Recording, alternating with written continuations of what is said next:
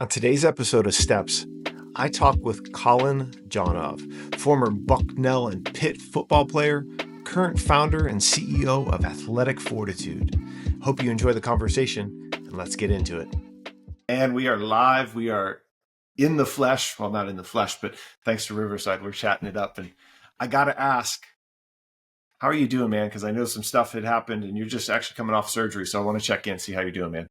Yeah, no, I'm doing well. I think you're getting me in a pretty raw state, which hopefully will make for a good interview. I'm used to being on the other side of the mic, but just coming off my fourth surgery in the last year on my knee, minor procedure, but nonetheless, still another time going under the knife. But there's always unknown uncertainties, but I'm doing really well. Surgery was a success, so I'm just taking it one day at a time, getting back to hopefully where I was before, if not better.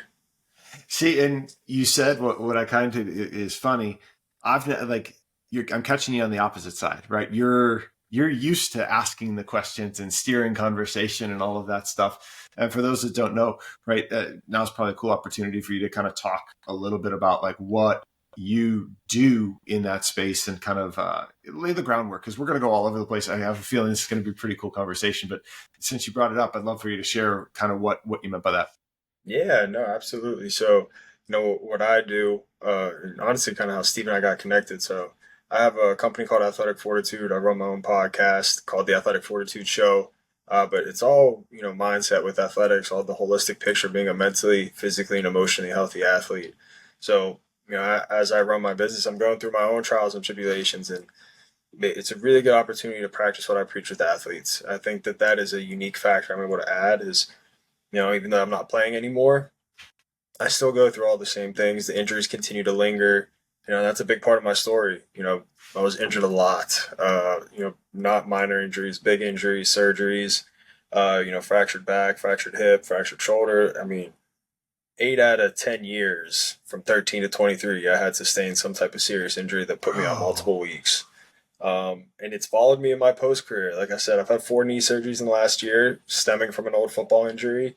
So it's just, it's one of those things. You learn to. I hate the word cope. I don't think that's a great word to use, but you learn how to deal with the emotions, and you learn how to channel them and direct them in a positive manner. instead of cope, what word would you prefer? Yeah, I think I just hit on it. Is right. It's channeling that energy properly. So Yeah, it's not like yeah. I'm coping. It's just learning how to take whether it's negative emotions of frustration, anger, sadness, and direct them into ways that are helpful. And I think there's a number of different ways you can do that. It's a little bit different for everybody, but it really comes down to the internal dialogue you have in your head with it. Yeah, and again, cope has typically kind of a negative connotation. And the interesting thing, I've been reflecting as I'm bringing steps back, and I shared it in a previous episode that I recorded. It's a quote from my brother that like everything that's already happened has been written in pen, right? We can't change any of it, right? So it's part of our story. And as I've continued to kind of reflect, right, like I think that's kind of the evolution that I brought forth with like this new season of steps, that it's like it's literally the steps and the journey that's brought you to here, and it's understanding kind of where those steps have taken you and what it means to you right now, so that way you can go forward. So I don't love that you're going through your fourth surgery in a year and all that stuff. And the really cool thing is like that's a part of your story, and then it kind of transfers into what you're trying to create and what your vision and in your business and your podcast and all that. Yeah, I think one thing, and I had it in my post the other day, it's I cannot ask to be courageous and then live an easy life, for one is the price of the other. For me, it's anytime one of these hardships come, usually through injury, for me, it's another opportunity to prove that I can be courageous or I can be resilient. I can be tenacious still. And, it's just another opportunity for me to continue to prove it myself and my own beliefs that I can overcome kind of whatever's thrown my way. So obviously you always get that why me first, Hmm. and you shouldn't judge yourself for that. That's a normal reaction. But then it's get out of that space as quickly as possible. Learn to flip that switch and channel it into proper energy. How do you do that? Because again, like I think that I don't, whether you're a former athlete, whether you're a coach, whether you're a parent, like a human, right? Like these are things that's like the why me, or the like the introspective, like those reflective moments where you're like where you're sitting in your stuff, right? Like, and it's okay to do that at times, but like obviously you've had those moments. How do you snap out of it? What's your snap out triggers, or what do you do for that? So I think it's been different throughout the course of my life. I think right now it's different than it was 4 years ago, just because I've gotten better at it. So where I'm at right now is anytime I'm in that why me space, it's okay. Let's live in this space. It's going to be a short period of time, but let's feel what this feels like to feel like a victim, right? And most of the time, it feels terrible. So I'm like, Mm. okay, this isn't working. This feels terrible. Let's go. Let's change the mindset. Let's have the communication inside my head. Hey, you've overcome this before. You're built for this. You can move on. And so that's kind of where I'm at now. It's like purely like deep breath, talk to myself, and I'm good. Where it was before was you had to start asking yourself questions about the Mm. emotions you're feeling and learn the why. Why am I upset that I'm hurt? Why am I frustrated? Why is XYZ happening? So once you start to learn to ask yourself the proper questions, then you can start implementing certain things, right? So whether it's, hey, be with your feet are, whether it's, hey, gratitude journal, whether it's, hey, just regular journal and whatever, writing down your negative thoughts. There's a number of different practices that you can use, and I've tried them all. At the end of the day, what really helps me, or where I've gotten to the point where I don't necessarily need to journal my thoughts anymore because I can have that communication inside my own mind. Where I Yeah. think journaling and breathing helps you get to that point. Now I can just have that conversation with myself and just move. Man, and that's because I think that everybody at different points in time sits and tries to figure out these different ways, right? Like what is it? And again, I'm the same as you.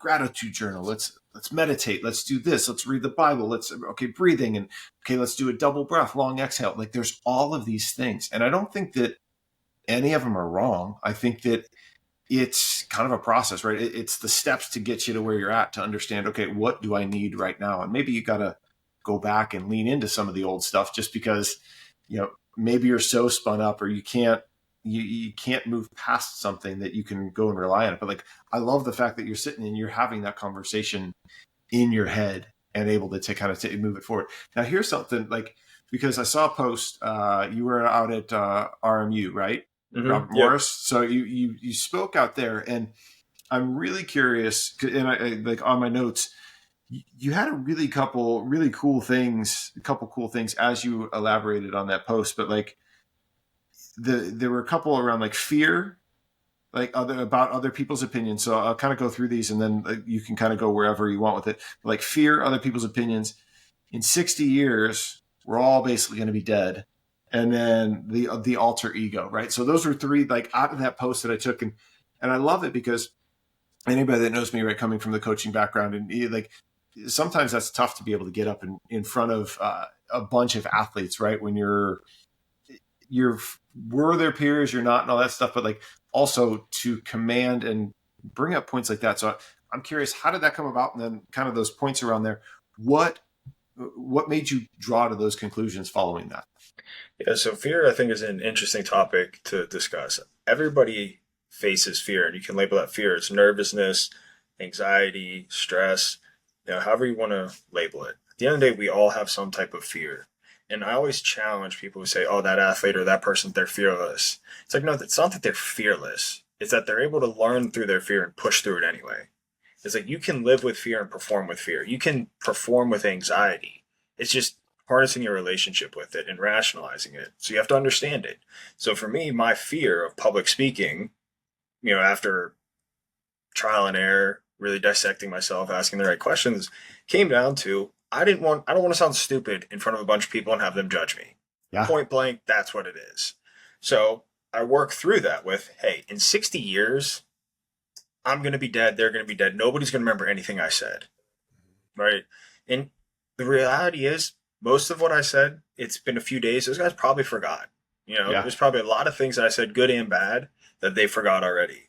So for me, it's, hey, why am I feeling fearful? Okay, I know why. How can I overcome that? Mm-hmm. By rationalizing what that fear is, rationalizing, okay, this is going to pass, good or bad. And then three, it's that, creating that alter ego. And that's one of my favorite things where I've been super successful is I can be kind of introverted. Now, you put me in the right room, I'll talk. I'll never shut up. But in general, I'm like relatively introverted. So for me, I have to create that alter ego that exists in comfortable spaces and bring that alter ego out to help me handle that fear or handle Mm. things that I'm uncomfortable with. And I first honestly learned this process. You saw a couple athletes. I mean, Deion Sanders, prime time. Hmm. Beyonce Knowles, I think hers is Sasha Fierce. They have these alter egos that help them encapsulate that part of their personality when it's time to perform. Where their normal walking around everyday self may not want to handle that pressure or have to handle those conversations, but they summon that person when it's necessary. And so for me, that's what I've really learned to do. When I'm podcasting, when I'm public speaking, when I'm talking to whoever and when it's a serious manner, being able to kind of just take that deep breath through my belly, breathe it out, and then boom, now it's my more confident self that comes out that can handle this, that can command a room, that can stick his chest out and shoulders back and be like, okay, I'm here. This is what I'm here to say. This is what I'm here to do. There's a lot there, right? Like, and before we go any further, do you have a name for your alter ego?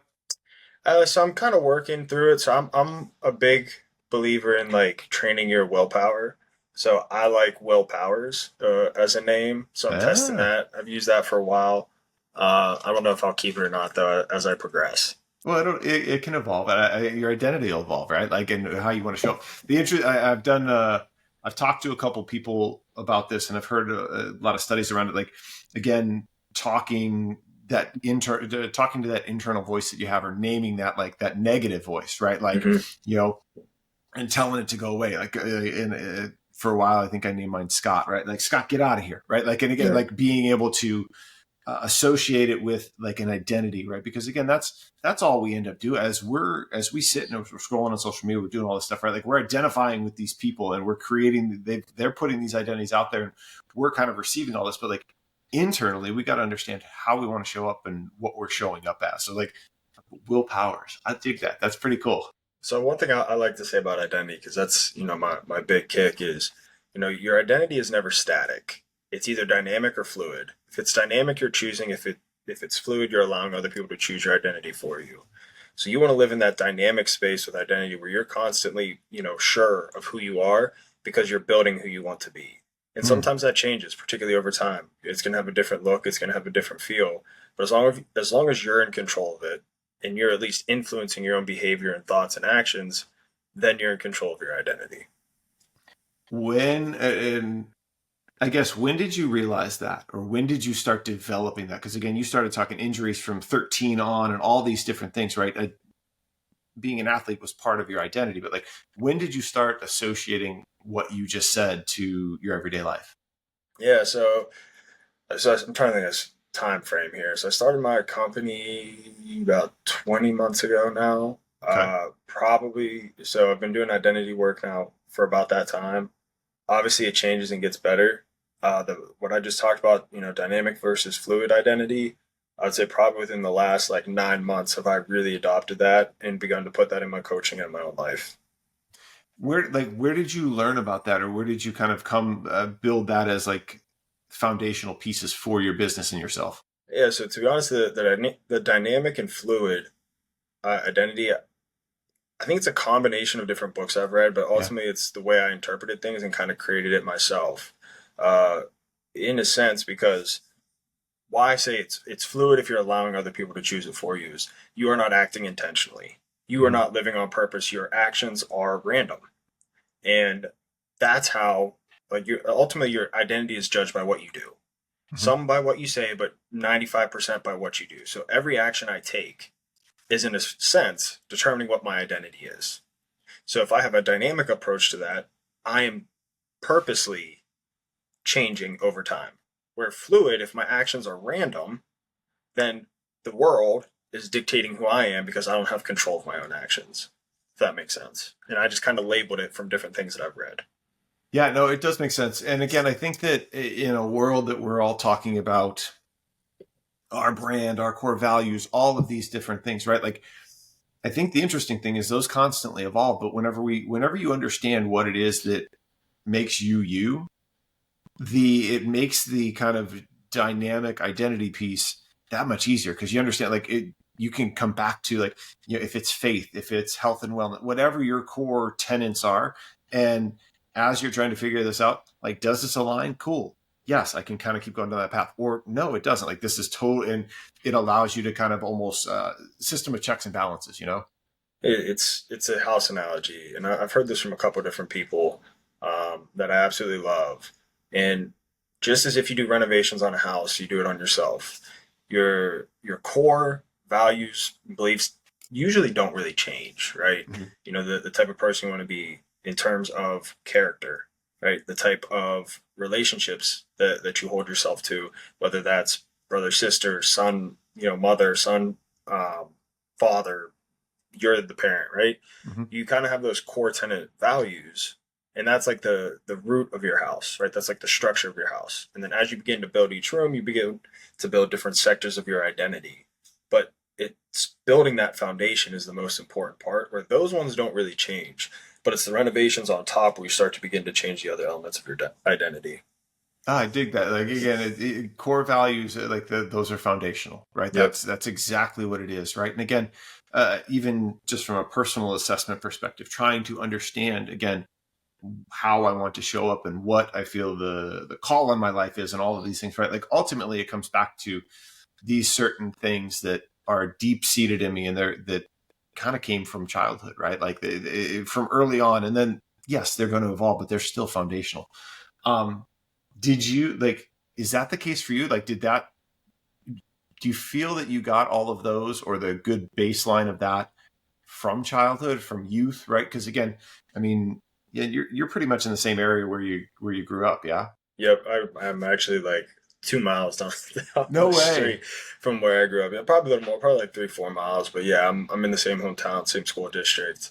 But yeah, in terms of kind of where I got my foundational values, 100%. You know, some of it, you know, nature versus nurture.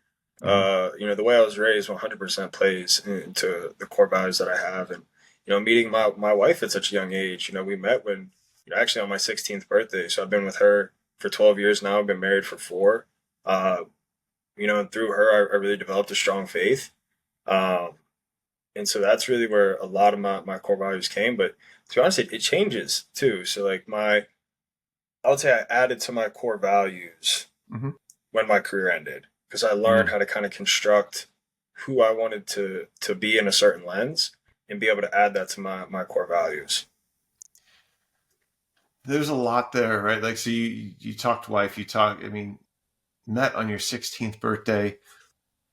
The and I want to come back to that, but let's go where you've just finished around like kind of that career ending thing, and we'll do that and kind of flashback because again, you had a pretty storied career by, I mean, let's be honest, by anybody's measure, especially somebody who's never done it at the highest level that you've done, right? I mean, you've played all the way through. You've gone from youth to high school to college, you know, and then grad, and then NFL for 3 days, according to your Instagram profile. And I love that. But like, what can you what can you share about that journey, right? Whatever kind of really stands out to you, anywhere from youth all the way on through, because again, there's a lot there, but if it's not, I want to make sure that it's stuff that you're sharing that's important to you and that that's foundational kind of moments for you.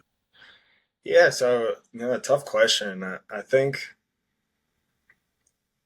you know for myself, right, kind of what I learned along the way is I'm not even sure that this is healthy, but I'm so unsatisfied with the way my career played out because I held myself to a higher standard.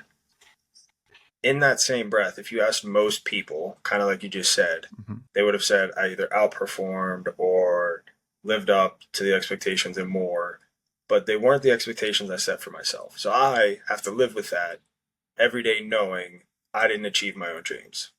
In that same breath, and this is the more important part, I can reflect back and be grateful for every opportunity I got to experience along the way because there's people who would kill to have had opportunities that I had. And so I am incredibly grateful and I proved everything I need to prove to myself. But when it comes to that kind of unwritten piece where I wanted to be an NFL player for 10 years, um, I didn't live up to my own expectations. So that's hard to swallow and accept. But I will say it has been a blessing in disguise, you know, when my career ended. Mm-hmm. Um, because I don't think I would have all the amazing things in my life that I have now. Well, you talked about your wife and faith and all that stuff, right? And again, a lot of people believe, right, that again, everything does happen for a reason, whether you believe in a higher power or you believe in God or anything like that. And all that's led you, kind of like you were talking the steps of the journey, led you to right here.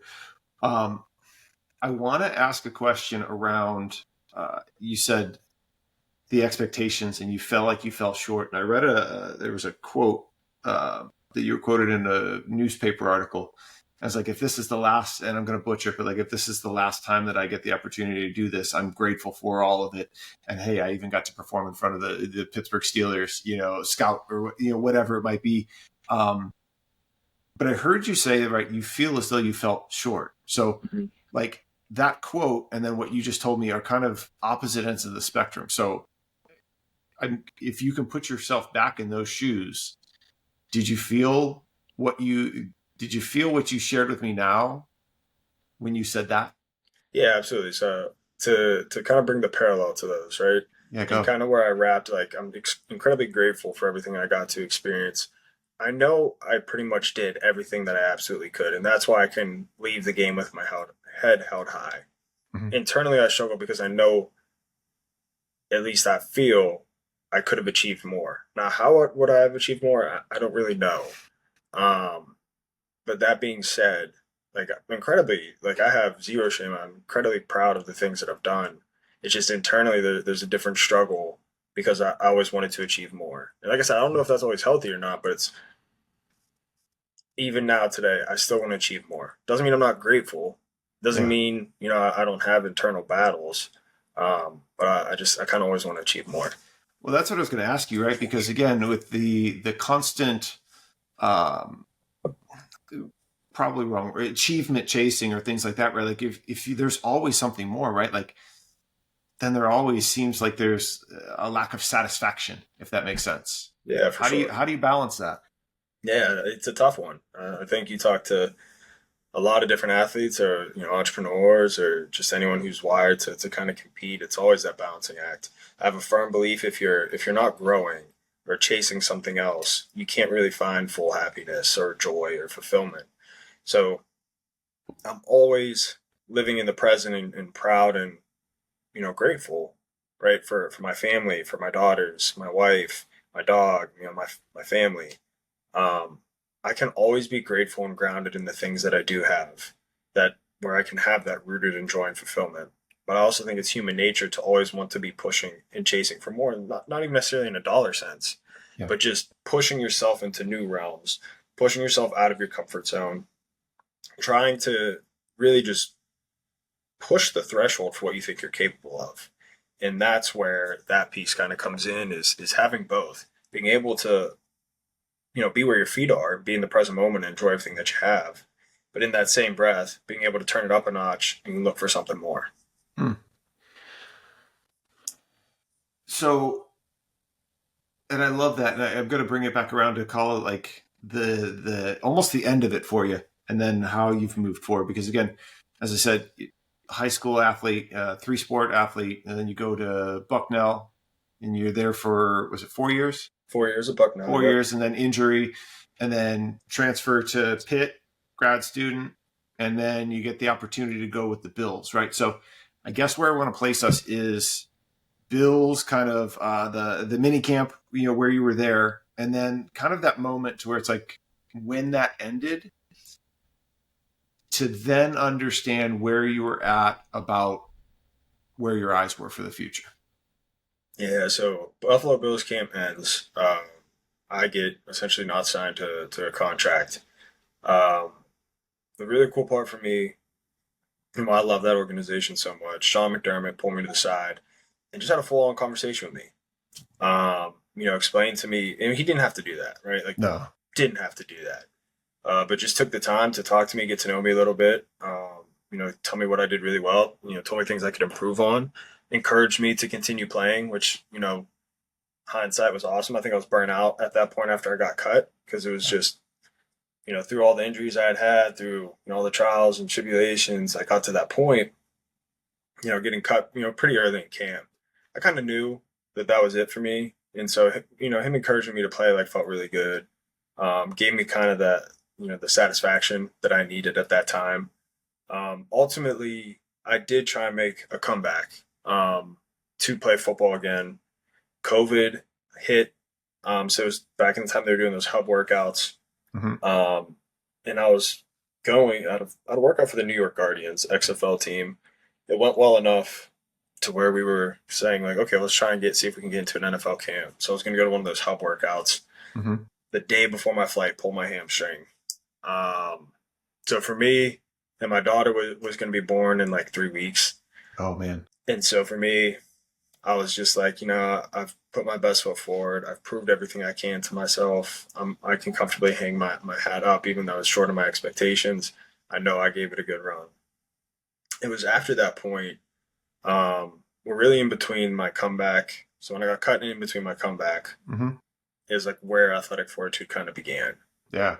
Because what I frequently say to people, and it's the only way I know how to articulate it, is when I got cut, it was like a piece of me died that day.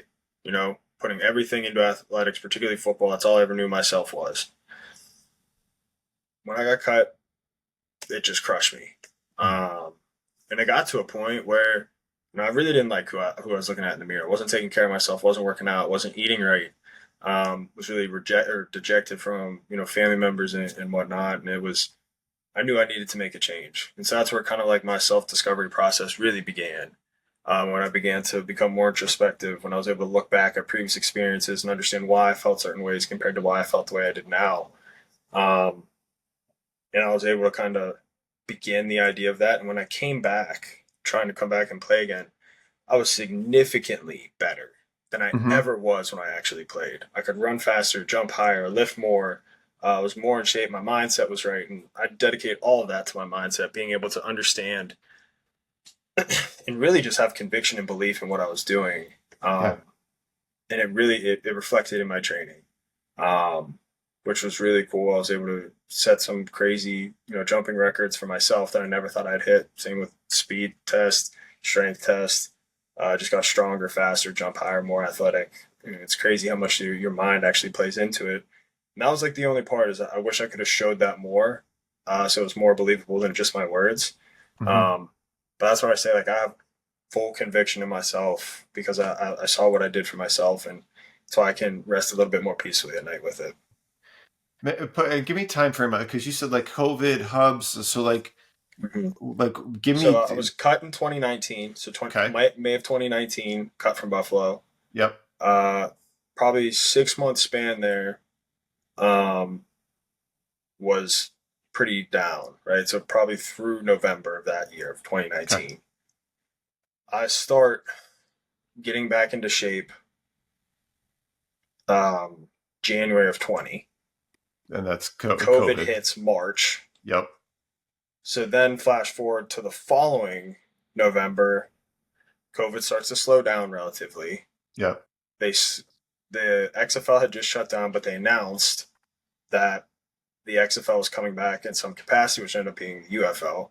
Hmm. So that January, so January now of 22, Two. Okay. 22 or 21, I forget. Might have been 21. Okay. Um, yeah, I think that's right. No, 22. January of 22. Okay. Yep, January 22. That's it, I think. I start really. Hold on. What year was it? No, I think it was January 21. Yeah, When you January say of 20. your daughter, put it in reference with your daughter when your Daughter, daughter was yeah. born. Yeah, so January of 21 is when I Okay. started making my comeback. Got it. And I pop. So I have that workout for the XFL Yep. or former XFL coach. Goes well enough. I'm getting prepared for the hub. So it's July 2021. Okay. I'm like peak form, like fully confident I'm going to make a team. Yeah. Pull my hamstring, and And then that's right before camp, right, like NFL camp. So there were no more hub workouts. It was the NFL camp coming after my daughter was going to be born. 3 weeks later. So for yep. me, that's just kind of where I was like, okay. I was like, I proved it to myself. Yeah. From that period where I got cut, that 2 year period, essentially, I became twice the athlete I ever was. Um, and so that's all I kind of needed. Well, and what I was trying to kind of understand time frame, right? Because and you talked about COVID, and you talked about again depression, isolation, pulling yourself away. And right, obviously that happened a lot during COVID. We were up in Portland, Oregon, and Portland was kind of on lockdown for the better part of almost 2 years and more Right. like restrictive. And so like that's when I was working for Adidas, and we weren't in office for the better part of 2 years. And so like I understand that isolation piece, that depression piece. I've talked about it on different podcasts, right? Therapy, I know, saved me because again, conversations with me and my wife, like it's like, no, you need to talk to somebody because Yeah. again, I'm a social person, and the role and function that I was in, like I was out, every 2 to 4 weeks at events and like talking to people and shaking hands and doing all the stuff for my college coaching days that like lit me up and just truly connecting. But then you go into these moments of isolation, and I think that that's going to be something that's very pivotal for so many people, that time during COVID. And I'm curious because, and that's why I want to understand your time frame. You said it happened before. Mhm. Did you have any of that, like that feeling of isolation or loneliness during COVID, or even like kind of is that still something for you? Yeah, I think for a while now, not even like, pre-COVID, post-COVID, I always kind of feel isolated. And the reason I feel isolated is what I call myself an intellectual. Not that I'm smarter than anyone, but I'm super analytical of every single emotion and thought that I feel. Mm-hmm. So it's not like I just think a thought and it goes away. It's like, oh no, I think a thought or I feel something and I have to analyze it and deeply understand it and get to the root core of it. Oh, So interesting. why I feel isolated a lot is because I view the world in a specific lens, and I wish more people could see it through my lens of all avenues, and I know that's unattainable. So I do feel isolated a lot. I feel people don't understand me. And where I've channeled that is, to me now, it's we should all take immense pride in who we are because we are all one of one. Mm. There's Yes. nobody who can understand any one of us. Doesn't matter if you have the same experience or the same event happen to you, you have different experiences from those Yeah. events. And so being proud of who you are and being proud of being a one of one, it's you don't seek to be understood, seek to be misunderstood, because then that's showing that you're channeling in the right direction that not everybody can relate to.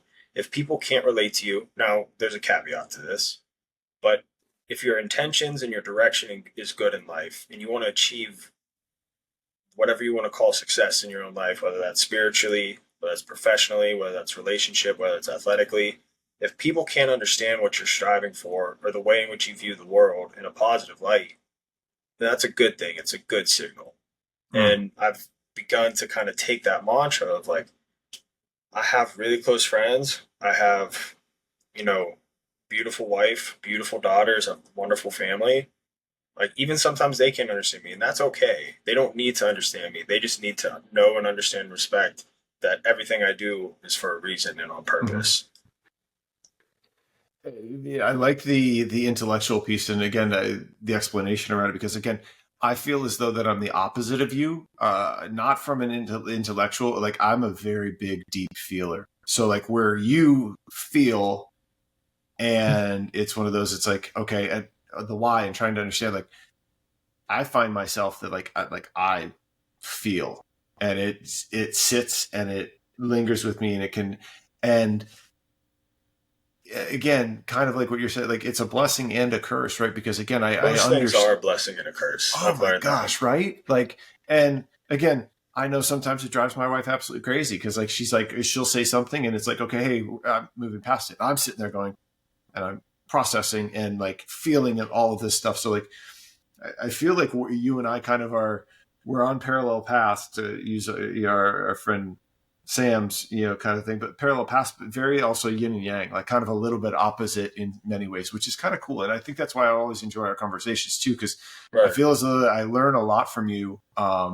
Despite our age difference and all of that stuff. Even like you were talking that one on one, and that was I listened to the podcast with you and Sam, and that was kind of her quote. What? Oh shoot! Now I'm going to butcher it. The quote, it's like The humble, the humble enough one. Yeah, It, yeah, yeah. yeah, it's like humble enough to know I'm replaceable, And then I forget the latter part, but it's like to know I'm one of one. Yeah, not like proud, not a prideful thing, but like confident enough to like something Absolutely. like that. But like, Yep. and that's it, right? Like, and I think that just kind of mirror moment for myself, right? Like trying to sit and understand. You mentioned the isolation. Like I feel as though that I am in that space. You know, we've been in Arizona 2 years now and don't have strong community, don't have people that are like tied to, and so trying to figure out all of those things while trying to figure out where you're going is freaking It's daunting. And again, tough. like Yeah. it's really tough, and that's so and it's not lost on just me either, right? You say you're going through it. We know that like athletes are going through it. Like this is a lot of the stuff that you're trying to kind of help bring to light through athletic fortitude, right? Like to help people with this. Like what somebody comes to you and shares kind of what I just did, right? Like I'm feeling isolated despite being around people. I don't know where I'm going. This and this. Like where do you guide them? What do you do? Yeah, so I think a couple different dimensions. First and foremost, I think it all comes back to identity, right? And identifying things that we can control or influence. And so, what I can always control are my responses and my actions, Mm-hmm. right? So, if I want to kind of, go through with what you're going through, it's, well, hey, creating my own, creating myself to be the hero of my own story. If Mm-hmm. I'm viewing someone as a hero and this is out looking outward to people that you admire, you think like, wow, they really do a great job, or there's things about them I absolutely love. You know, find the elements or characteristics of that you deeply admire, that deeply resonate with you, and begin to incorporate them into your own actions in life. Right. Mm-hmm. So for example, I think an easy one for me to give is like my grandfather worked until the day he died. Just had deep passion for working with gears, like machines and gears. He was a Mm-hmm. mechanical engineer. Had his own spot. I'm actually wearing his hat right now. But the thing I appreciated most is he was both simultaneously the toughest and most loving person in any room he was ever in. He's the first person I would pick in my foxhole. He's also the first person I would talk to if I needed to like a hug or a pick me up. So Mm-hmm. how do I then incorporate that into my own life? Or how, if I'm, going through those deep feelings or deep emotions that you're going through, the person I admire most or the characteristics of the person I admire most, how would they handle this? Right. And baking that into yourself and through your own way and channeling it yourself. And then it goes back to that control and influence piece. And, there's this theory that I've been reading a lot on. I actually don't agree with a lot of it, but there are certain things I do agree with. Hmm. And it's chaos theory. Okay. And high level of chaos theory. It's you don't have free will, you can't control anything, but you influence everything. Us sitting here having this exact conversation, the amount of randomness that took place for us to meet and come here, were Yeah. completely out of our control. But where I kind of tweak it and change it is, but we did control an element to get here. We made choices intentionally that brought us to this conversation. So it's, hey, well, what choices can I consciously make and control? Mm-hmm. And then what can I dictate actions to create influence and ripples throughout the rest of the world that I may never even see? And then it can kind of control and dictate your perception of what you're feeling. It can give you action steps to, hey, how can I move on from these feelings in a positive manner? How can I channel the energy from these emotions into something new? I think that's, and again, I think if you can tie it back to, it's chaos theory. Again, you can talk faith, right? Like, if you're spiritual, right? Like, you know, like we said, many people believe that, again, either things are written or everything happens for a reason, but to the point, we still have free will, right? That Yes. we always have choice within it. And that ends up influencing kind of where things go. And it's really interesting to think. And again, given my situation and my reflective moments over the past, call it 2 years, right? Like I continue to lean more into understanding that and knowing that, like, again, everything that we've gone through back is part of the journey, right? It's Yep. brought us to here. I can't change it. Now, what am I going to do with it? And I think that what's interesting, because I sent a little bit of a kind of a prep and I asked questions.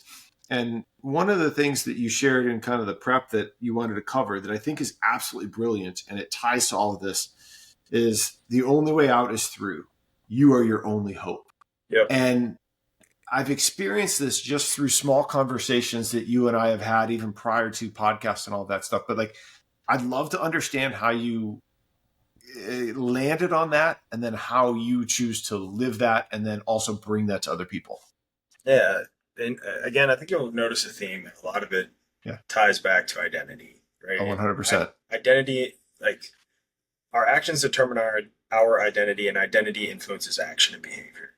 So the more I can bake something into who I am, the more likely I am to do it, right? Making it a lifestyle, Mm-hmm. right? Diet. I'm someone who eats healthy. That's an identity. So we're talking about, you know, the only way out is through. You are your only hope. No one's coming to save you. I came across that probably January, February ish, maybe. Um, Listening to psychologists talk about how to kind of just like overcome something. And I think anytime that we're faced with an obstacle, it's so natural to either want to work around it, try and get over it, try and backpedal. But the reality is you're avoiding the root cause of the problem. Mm-hmm. The root cause you have to work through. You cannot avoid it, or it's just going to grow and get bigger and feel more insurmountable. So the only way out is through. Is you got to find a way, whatever your brick wall is, whatever's holding you back, Yeah. whatever's festering inside of you, you have to be able to work through that. Looks different for everybody. And then the latter part of that is nobody's coming to save you, right? And if you're waiting for someone to come save you, you're going to be waiting a really long time. And even if someone does come, you're still probably not going to feel fully fulfilled. So you are your only hope. And that's all you need. All you need is you. Now, I come from a very strong faith, and to be honest, I try not to talk about it as much with this because I know not everybody's faithful. Sure. And I'm a devout Catholic, so my views are a little bit different, and that plays into my isolation too. But it's so what can I actually practically take, right? And I'm all I need. I have everything at my disposal I could ever need. But if you're faithful, you choose to be faithful. Mm-hmm. If you want to be resilient, here's your opportunity to show you're resilient, right? And putting everything on you, because that's all you need. And building that conviction and faith in yourself that you can pull yourself out of through any situation that comes into your path. But the most important part is knowing what that wall is and stop trying to dance around it and just try and run right through it. Yeah, man. I think and a lot of that has kind of been uncovered over the past several years. And I reference going kind of back to COVID and like people talking like mental health, right? Like mental health is a topic of conversation that is more readily available and supported, right? But again, I go back to like, hey, what's your wall? And how are you getting through it? Well, for some people, it may be therapy. For some people, it could be something else. But like, I think it's understanding that the latter part of that sentence, the statement, right? You are your only hope, is an interesting one for me as I reflect, but it's also kind of something that we bring to life with, like as we're talking to our kids, right? So our kids are 7.5 and 5, right? They're in school, you're second grade and kindergarten. And we've always said this, and when things go wonky, when things are out of control, like the question is, or even when they're fighting with each other, hey, who do you have control over? What do you have control over? And the only thing you have control over is yourself, right? You said it again. The two things you said, actions and I'm drawing a blank on it. But like again, those are the only things that we have control over in this world. It's ourself, right? Like so, from that perspective, I can't influence what Colin's going to do. I can't influence.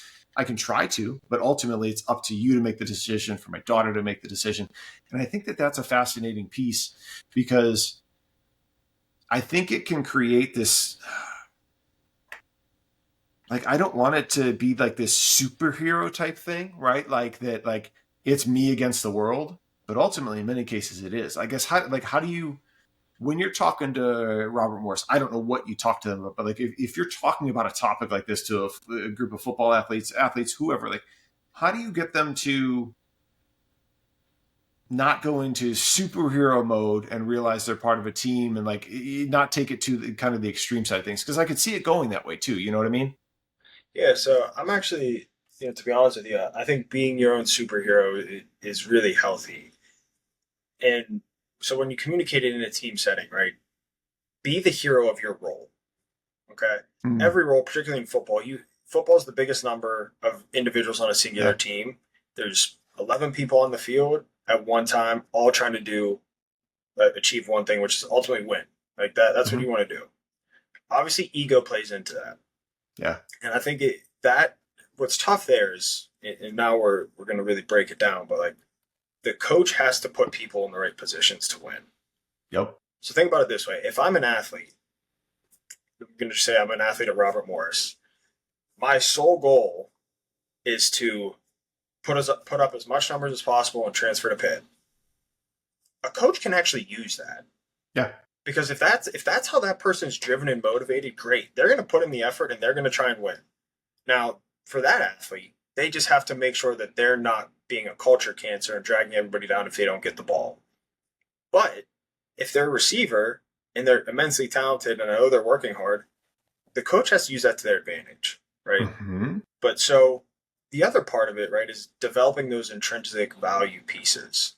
And so if you're creating yourself to be the hero, right, you have a choice. If you're not in a position you want to be, you can either sulk and be upset about it and do nothing and remain in that place, Mm-hmm. or you can take the chance, work incredibly hard, put your head down, do the right things everywhere, and see what you can actually achieve for yourself.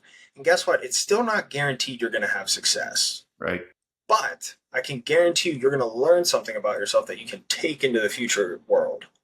Whereas the person who is in a situation they don't like, they choose to do nothing and to, piss around and to, go out drinking during the week and not practice hard and not hit the weight room and not study film.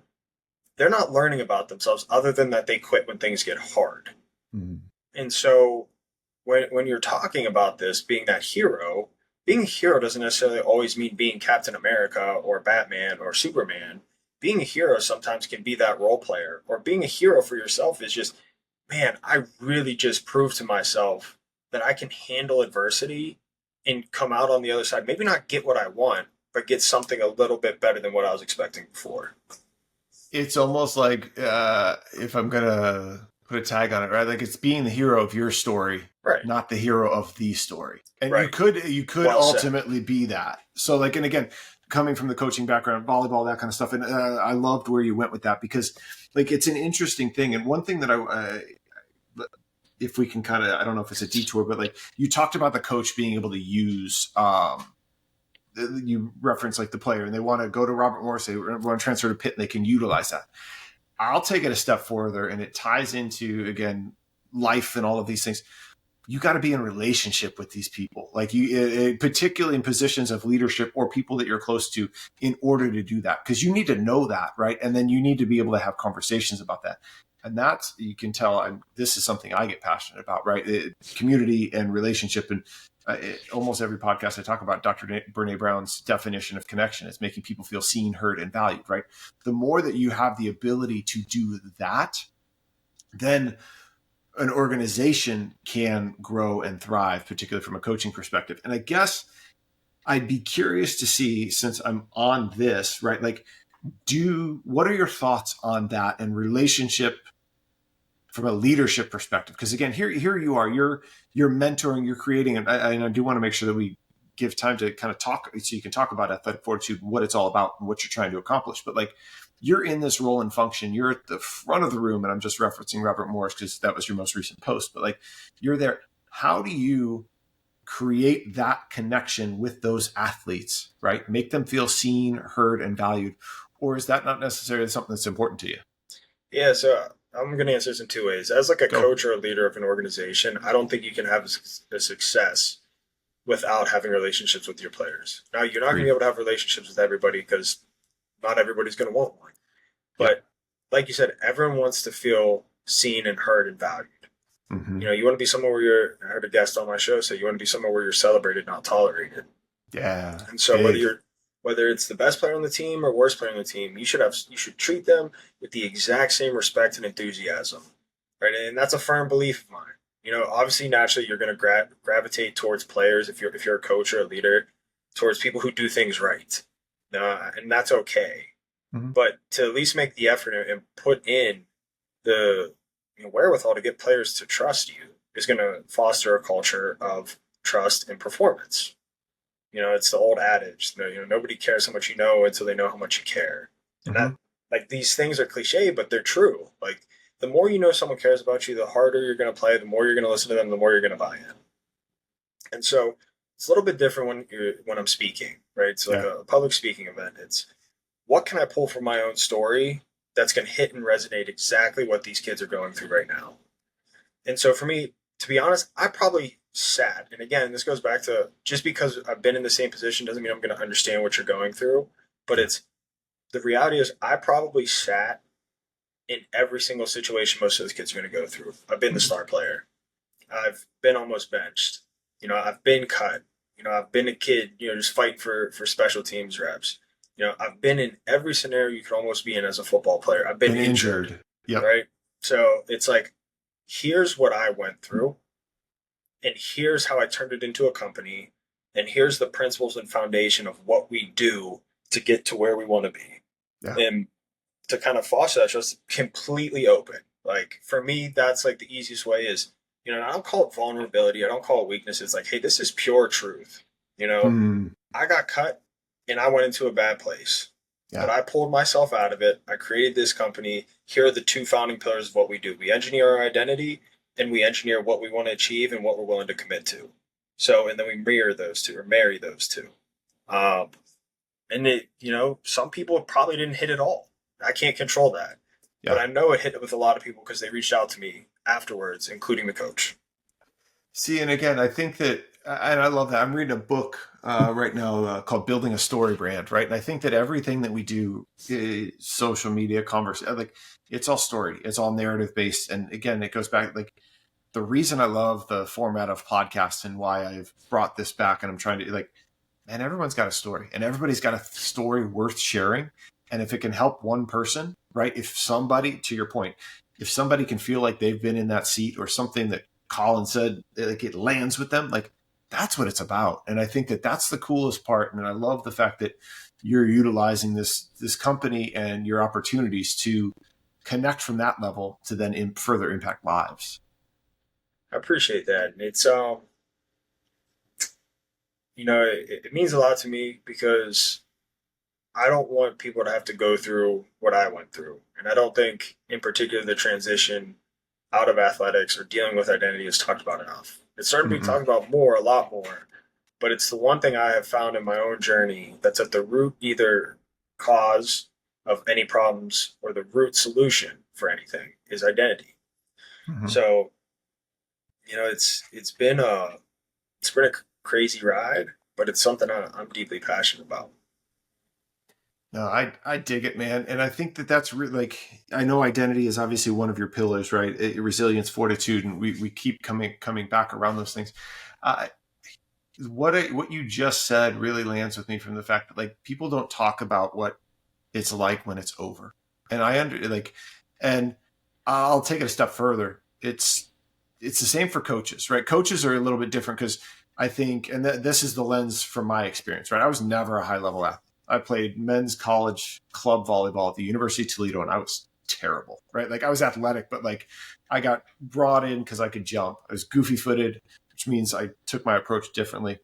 Like I did it backwards, but like the interesting thing about all this, right? Everybody's kind of got this path in life that we go down. And then when a door closes, particularly something that is foundational for identity, right? Like athlete, coach, yeah, you can even talk like CEO, like vice president, mother, like anytime there's an identity shift, I think that if people don't reflect and then don't have the understanding of where they're trying to go beyond that, that's when all of this stuff continues to happen, right? Like COVID, right? All of these different things brought things up. But like, I love that that's kind of your foundational piece.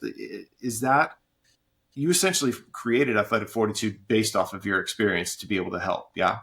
Yeah, absolutely. That's perfectly said. And I think, I guess here's my question, right? Because you create this because there's this need because of what you've gone through. But how do you, it goes, I'm going to fumble over this because I'm trying to figure out how I want to articulate this. Because again, like, I'll look at your hat, right? Okay, that's backwards hat and everything. Like, you're essentially changing hats as you create this business. But like, how do you know in the moment that it's time to put that different hat on and that it's like, okay, this is done, right? It's written, and then here I go. I think that's something everybody's trying to figure out. If I told you I 100% knew, I'd be lying to you. And I think if anyone says they Yeah. 100% know, I think they're lying as well. Some of the things you kind of figure out along the way, I do think it is an energy feel. It is a gut feel. It's like, I know that my time here is done. I'm satisfied. I'm happy. Maybe it's one of those things someone it's told and it's Mhm. the reality. But I think more or less you're going to know. You're going to feel it, deep to your gut. And then what's next is I'm big on following. I call it a gravitational pull. Like, Okay. where is this pulling me? And Mm. to be in full tune with yourself. And that's why, like, again, understanding who you are and having that self awareness to feel where you're being pulled and to, feel where you don't want to be. And sometimes that's even more powerful is to know, hey, I don't want to do this. Because Yeah. then you can eliminate it, get that out of here. And then it's just continuing to search and look for something else. Can, That's how I look at it. can you pinpoint the moment for you when it was like when Athletic Fortitude was birthed, when it was like when you had that energy pull? Yeah. So the pull became when I started to actually educate myself on what I was going through. And I Mm. deeply fell in love with that process. Right. So I went from star athlete to a nobody in the snap of the fingers. And so I had to then educate myself after a period of, being in a bad spot. Why was I feeling this way? And then to go back, why did I love football for the non-ego pieces? Because I think Mm-hmm. ego obviously plays a role. You love, the recognition, the admiration, the feeling like roles are different for you. Like Yeah. every athlete, if they don't tell you that they like those things, they're lying. But I had to find deeper. Why did I actually love football? So I came to the knowledge of I love a mental, physical, and emotional challenge. Okay. So once I understood that, I'm kind of then able to transition it and find it to where I want to pinpoint it. And so it started in a couple of different lenses. Um, I had a business partner who was a good friend of mine. We started a podcast together called Identity Impact. I got to a point where I was ready to go all in with it. Mm-hmm. He had a training business. He was kind of hedging. There were certain directions I wanted to take. Um, and so ultimately we're still friends to this day. We just decided to separate and I turned it into this engineering identity platform. And that's what I became so drawn to because I saw how much, as I began to learn and as I continued to learn more, how much that is at the root of everything, being able to pinpoint who you are and how you react to certain situations. Man, that's I want to touch on the. I'm not going to call it a failure, but the pivot, right? Like I think that's really important as everybody kind of sits and tries to figure out, right? Is the pivots or the failures? Um, Again, Sam uses the term, and it's done a lot in entrepreneur side of things, right? Like fail fast, right, and continue to fail forward. But like you very easily could have been like, okay, no, this isn't it, right? Like this is, and what caused you, like, was there something that caused you like, no, this is it, I'm rolling, Yeah, like? yeah. So I think for me, like particularly when it comes to like podcasting, I think is Yeah. a really easy way to put it. And I've stated before, I feel like I was born to podcast, and then part of it is I feel like I'm born to coach in ways too. Is because as I articulated earlier, it's that identity shift for me. Mm-hmm. This is anytime I'm podcasting or having those conversations, it's now I get to unlock the deep curiosity part of myself. uh, The part where, if I'm sitting at a family dinner, right, I can't really have the conversations I want to have because the wavelengths are different.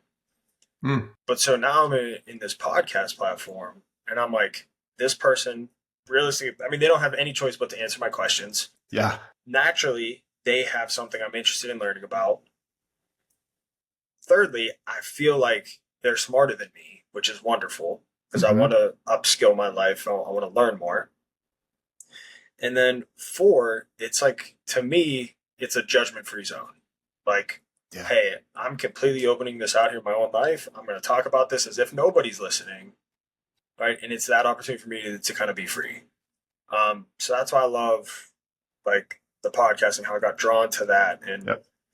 then like the coaching side is I love helping others, right? Like, I mean, at the end of the day, like obviously you have to get paid to make a living, to take care of myself, and there's a lot of good money in this space, so that's a Mhm. motivating factor too. But to have actual impact in my work and to see an athlete take it and use it and it be beneficial to them, Yep. it's awesome. It really is. Those are those moments that, not the moments of validation, but the moment, like it's the, I mean, I guess maybe moments of validations. It's the pat on the back, and it's the reminder to keep going, right? Like Yep. that. Okay, it's the energy you were talking about, the energy flow, right? Like it keeps you on that energy wavelength.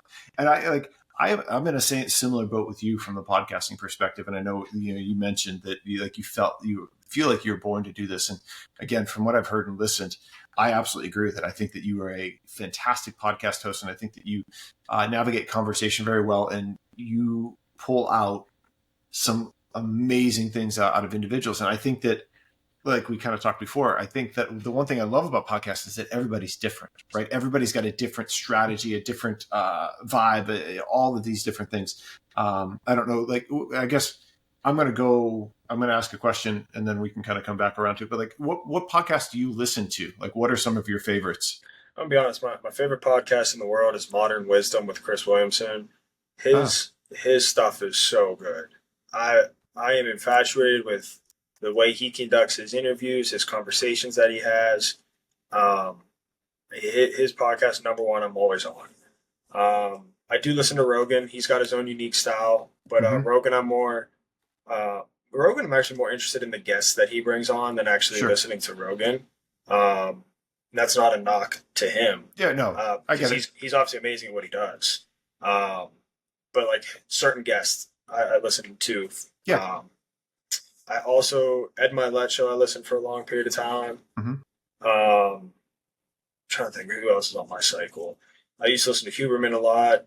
Mm-hmm. Um, That guy's brilliant in his own yeah, right. Like, absolutely. And then My First Million, if you're looking for like business ideas, yeah. My First Million, they are awesome. They con themselves the bar stool of entrepreneurship. Hmm. Um, they are really, really good, and they're funny and they're conversational, and you learn so much about business from their show. So I love those guys for a different flavor. That's That's kind of my Rolodex. Yeah, and again, I'm a big fan. I love Armchair Expert with Dex Shepard and Monica Padman. Yeah. I like how they interview, and I also, what I find interesting, I enjoy their conversation with the two of them, with the guests, and they do everything. I think most everything live in Dax's like apartment garage or something like that. But like, I listen to a lot of that. I like Rogan. I don't listen to enough of him because it's interesting. He's a host that just, I mean, he embraces who he is Oh yeah, and he's just fully authentic. 100%. And I think that, like, I wrote down a couple of the other ones that you mentioned because I'd like to start listening to those because, again, that's the cool thing. Everybody's got their own vibe and style. And then even like my first podcast I ever listened to was the Tim Ferriss show. Yeah. Loved like that was kind of got me down the path, right? Like an interview based Tim Ferriss. I like some Rich Roll. Some of the ones through NPR are great, but like I haven't done a whole heck of a lot of listening in it, but I've just recently started because I'm trying to kind of fine tune my craft from the questions perspective, the connection perspective, and just hear how different people steer things. So I appreciate kind of those recommendations for sure. Absolutely, I highly recommend Modern Wisdom. Okay. That one hits Yeah, I home mean, for me. you literally lit up when you talked about that. So Yeah, I'm gonna. he's a bucket list guy that I want to meet at some point Yeah, because his content's awesome. Really, really good stuff. maybe a bucket list for an interview. Come on, man. Let's Yeah. let's set it out there. Yeah. If we don't throw it out there, it can't happen. No, you're right. That's we'll will it to existence. Let's go. We've been going probably just a little over an hour, and I want to be cognizant of your time, right? And then also our listeners. But like, I guess where I'd want to wrap before I go to full closing is like, what do you want to share around Athletic Fortitude? Kind of what you're up to, what you're looking for, how people can connect with you, and all of those kind of things. Yeah, so athletic fortitude in general is, like I said, we work with athletes, we engineer the identity that they want, we help them find out what actual goals they want based off of what they're willing to commit to, right? And I think that that's a big discontent in athletics is we think we want X, but we're Mhm. only willing to pay Y. And so when it gets to that point where we're not achieving X because we were only, you know, willing to pay Y without the actual recognition of the difference in those two, we chalk everything up here up to luck or things that feel like they were out of our control when in reality, we just weren't working to the level that we needed to. So I help find that equilibrium between what you want to achieve, what you want to commit to, and most importantly, working through that with the lens of engineering our identity. So we work with athletes, professional, Olympic, college, high school. We work with all of them. Then I have my content creation side, which I really enjoy, the podcast, the newsletter. Just started writing on Twitter. Um, and that stuff I just love because, like I said, it's an opportunity for me to kind of pull out that curiosity side of me, that unfiltered side where I can kind of go in and be myself and resonate with people. But if you can check us out at athleticfortitude.com, that's where all our stuff is.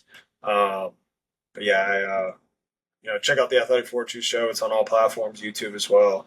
Um, it's something that's been pretty awesome for me, and led me to great people like you, Steve, and really, really hard to actually believe kind of how far it's come in the last 20 months or so. It's rad to kind of zoom out and go look at even just, you mentioned the last 20 months, right? That journey, and just hearing you articulate it, through our conversation.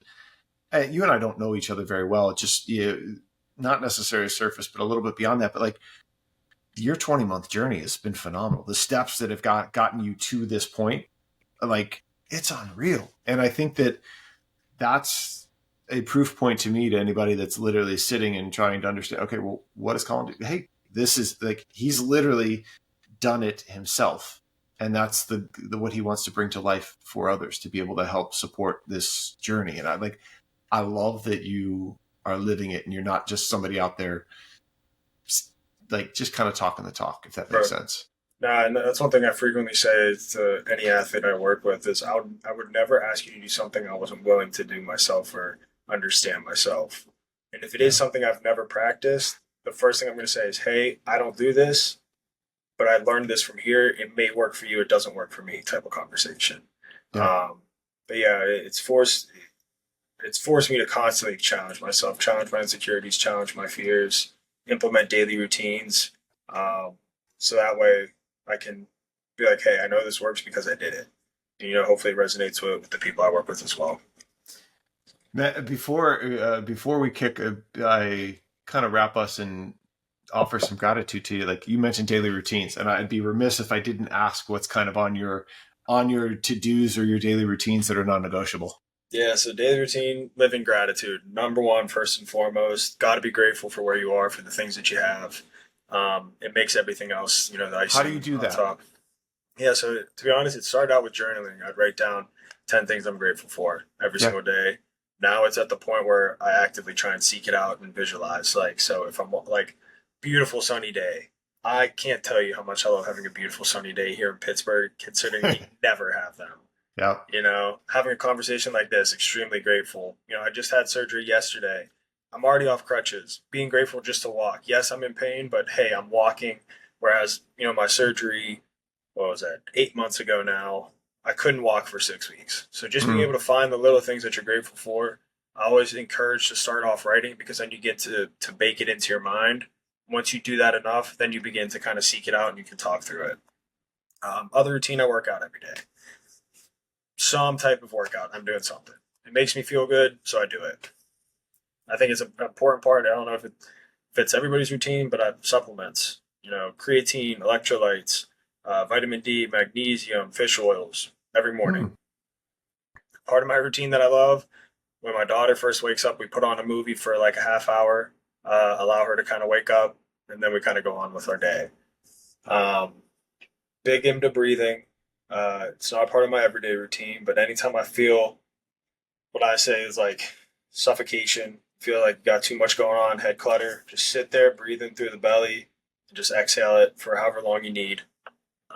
When I was playing and competing, big on visualization. So like when I give public speeches now, I visualize, incorporate that. I don't do it every day, but I know if I'm preparing for a speech, probably about for a week straight, I'm going to visualize executing that perfectly. those are probably the main ones. I used to cold shower, but Mm. one of the one of my guests I had on my podcast, I'm actually doing a. He's great, by the way. No Limit Physiques. I'm gonna shout him out on here. Yeah. He's put me through a diet plan, and he told me no cold showers through this diet plan. So I said, okay, I'll take your word for it. So I haven't cold showered in a while, but that was a foolproof part of my Yeah. routine. But yeah, that's pretty much it. I'm gonna get back into the routine of reading before bed. Hmm. The Pittsburgh Pirates were giving me hope they were going to make the playoffs, so I started to watch them a little bit more. But they stink again, so I can get back to reading. I mean, I'm from Cleveland originally, so again, like I know about stinking, and then also having those those ups and downs. So, and the fact that we went over an hour, you being from Pittsburgh, me being from Cleveland, we had a civil conversation. It's amazing.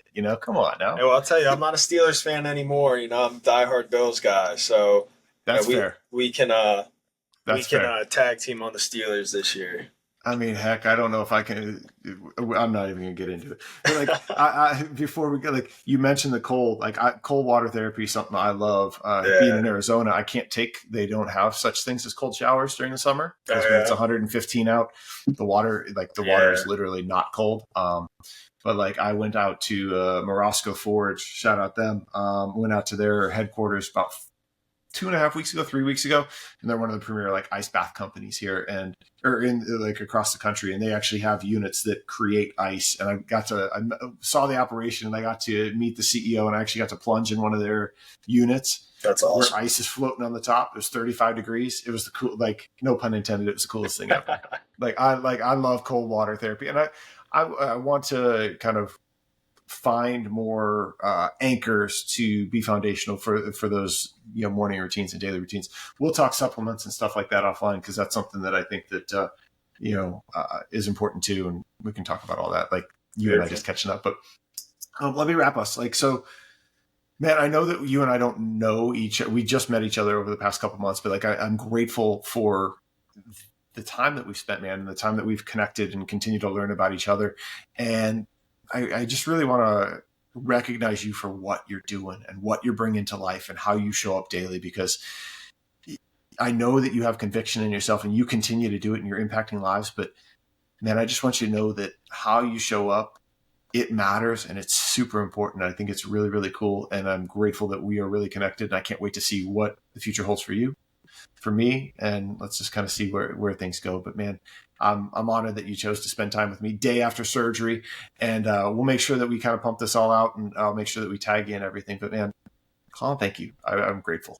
I appreciate you, Steve, and it's been a pleasure the last couple months getting to know you too. Excited to see where our paths continue. Getting to do some stuff together. So can't thank you enough for having me on to share my story.